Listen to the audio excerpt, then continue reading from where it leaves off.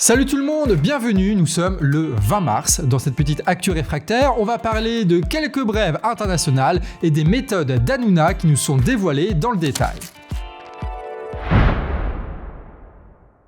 Alors, Hanouna, quelle surprise, serait un petit mafieux, c'est fou ça, on s'y attendait pas. Cyril Hanouna, c'est notamment le présentateur de Touche pas à mon poste, l'émission phare de la chaîne C8 du groupe Bolloré. Et cette émission, c'est aussi le fossoyeur de C8, parce que TPMP a été condamné pour un canular homophobe, pour la diffusion d'images violentes, de photos volées, et beaucoup d'insultes et de harcèlement, coûtant des millions d'euros à Bolloré. Ce qui a poussé l'Arcom à retirer le canal de cette chaîne-là, et donc à la chaîne de fermer en février 2025. Et maintenant, Hanouna est censé rejoindre le groupe M6 à la rentrée. Et pour ça, il a notamment présenté ses excuses à Karine Lemarchand, une présentatrice phare du groupe qui avait l'habitude de se faire insulter et rabaisser sur TPMP. Et hier, Mediapart a sorti un dossier sur les pratiques de l'animateur star. Déjà, il y a eu un petit résumé d'abus qui ont eu lieu sur le plateau, les insultes envers les personnalités ou les menaces directes de licenciement. Oui, bref, merci.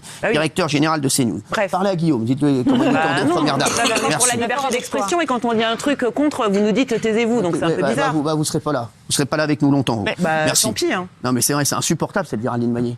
On est en train de rigoler là, vous venez nous faire chier. Et ça va plus loin, puisqu'en 2018, il envoyait ce type de message: j'ai un mot à dire et demain on le retrouve dans un coffre. En 2019, tu as le très bon humoriste Malik Bentala qui est sur le plateau de TPMP et son manager est tabassé dans les loges de l'émission. Un ex-membre du staff dira ceci: ça s'est passé comme en prison. Les vigiles de la Canal Factory sont tous descendus de l'étage des loges comme pour laisser 10 minutes à l'équipe de Jean Rachid pour faire ce qu'ils avaient à faire. Jean Rachid, c'est Jean-Rachid Kalouche, un proche de Cyril Hanouna, avec cette photo qui date d'ailleurs de 2 mois après le passage à tabac. D'anciens chroniqueurs de l'émission ont témoigné anonymement en décrivant une atmosphère dictatoriale et sectaire dans l'émission. Souvent humiliés, les chroniqueurs actuels refusent pourtant de dénoncer le système. Un silence que Mediapart explique dans un autre article par des rémunérations indécentes. Une dizaine de milliers d'euros par mois qui est apparemment suffisant pour acheter leur dignité, leur honneur et leur silence. Et clou du spectacle, il y a certains invités comme par exemple Benalla, l'homme de main d'Emmanuel Macron,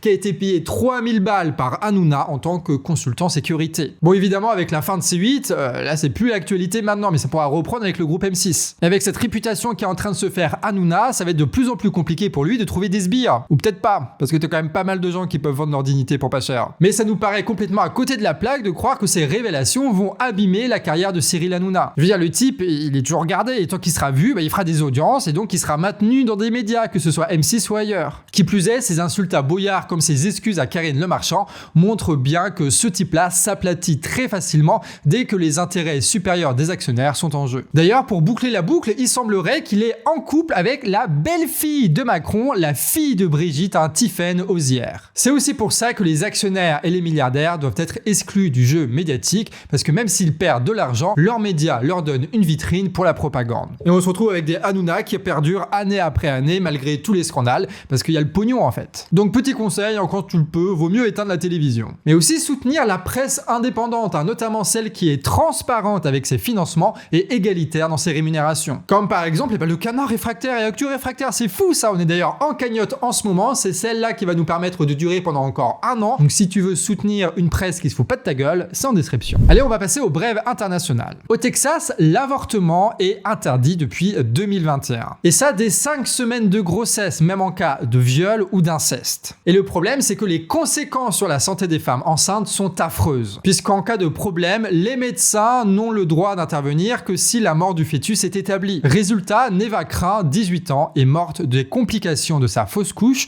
sans que les médecins ne puissent intervenir. Et le personnel de santé est obligé de respecter ça, sinon ce sont des peines qui sont très très lourdes. Tu as par exemple Maria Margarita Roja qui a passé 20 ans de prison pour pratique illégale de l'avortement. Et le résultat de cette politique, c'est un taux de mortalité maternelle qui a bondi de 56% entre 2019 et 2022. On va maintenant en Turquie avec l'arrestation du principal opposant au président Erdogan qui a créé un mouvement de contestation. En fait, cet opposant, j'espère que je dis bien, c'est Ekrem İmamoğlu qui est le maire de Istanbul et qui est en bonne voie pour devenir le candidat du principal parti d'opposition. l'opposition. Enfin ça c'était avant qu'il soit arrêté mercredi pour corruption et terrorisme. Du coup les citoyens se sont rassemblés à Istanbul et ça malgré les flics, les barrières et les camions anti-émeutes. Résultat, des affrontements ont éclaté avec la police. Et cette situation elle témoigne d'une envie de dégager Erdogan qui est au pouvoir depuis 2023, d'abord en tant que Premier ministre et maintenant en tant que président. Et on finit par Gaza où les bombardements et les massacres de l'armée israélienne ont repris. Ça fait 1 an et demi que l'histoire se répète et là, on vous avoue, on sait plus trop quoi dire dans l'équipe